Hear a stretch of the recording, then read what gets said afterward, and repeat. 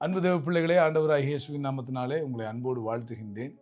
நாகும் தீர்க்கதரிசன புஸ்தகத்தில் 2ஆம் அதிகாரத்தினுடைய 2ஆம் வசனத்தில் சொல்லப்பட்டிருக்கிறது, கர்த்தர் யாக்கோபின் மகிமையை திரும்பி வர பண்ணுவது போல இஸ்ரவேலின் மகிமையை திரும்பி வர பண்ணுவார் என்று சொல்லப்பட்டிருக்கிறது. உங்கள் வாழ்க்கையில இழந்து போன மகிமையை, ஒருவேளை உங்களுடைய சாட்சி கெட்டு போயிருக்கலாம், உங்கள் நற்பெயருக்கு களங்கம் விளைந்திருக்கலாம், அல்லது உங்கள் வாழ்க்கையில் மிகப்பெரிய நஷ்டங்களை, இழப்புகளை நீங்கள் சந்தித்திருக்கலாம். மனிதர்கள் முன்பாக தலைகுனிந்து முதுகு காட்டி அவர்கள் ஏறி போவதற்கு இடம் கொடுத்தது போல உங்கள் வாழ்க்கையிலே சம்பவங்கள் வந்திருக்கலாம். அவமானம், நிந்தை உங்கள் வாழ்க்கையிலே நேர்ந்திருக்கும் என்று சொன்னால், இந்த நாளிலே கர்த்தருடைய வார்த்தையை சொல்கின்றேன். யாக்கோபின் மகிமையை திரும்பி வர பண்ணுகிறது போல இஸ்ரவேலின் மகிமையை திரும்பி வர பண்ணுவேன் என்று சொல்கின்றார்.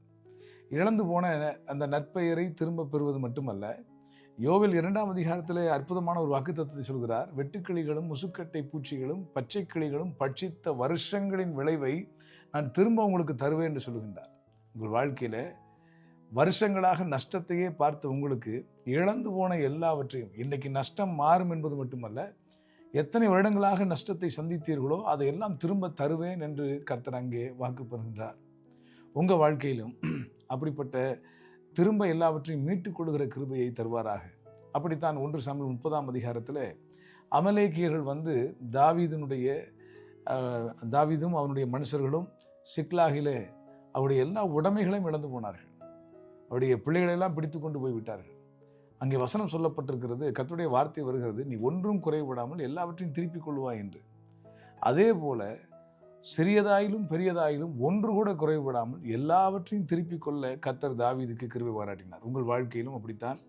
எதையெல்லாம் இழந்திருக்கிறீர்களோ ஒன்றும் குறைவிடாமல் எல்லாவற்றையும் மீட்டுக்கொள்ள கர்த்தர் உதவி செய்வாராக. என்று சொன்னால், நம்முடைய ஆண்டவர் எசேக்கியேல் 36ஆம் அதிகாரத்தினுடைய 36ஆம் வசனத்தை வாசிப்பீர் என்று சொன்னால், நிர்மூலமாக்கப்பட்டவைகளை அவர் திரும்ப கட்டுகிறவர், பாழானவைகளை பயிர்நலமாய் மாற்றுகிறவர், பூர்வகாலம் முதல் பாலாய் கிடந்தவைகளை எடுத்து கட்டக்கூடிய ஒரு கிருபையை கர்த்தர் உங்களுக்கு தருவார்.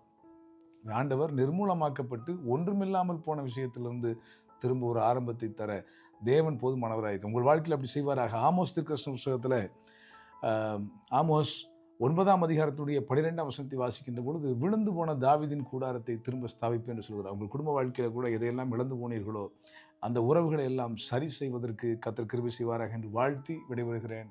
கர்த்தர் உங்களை ஆசீர்வதிப்பார்.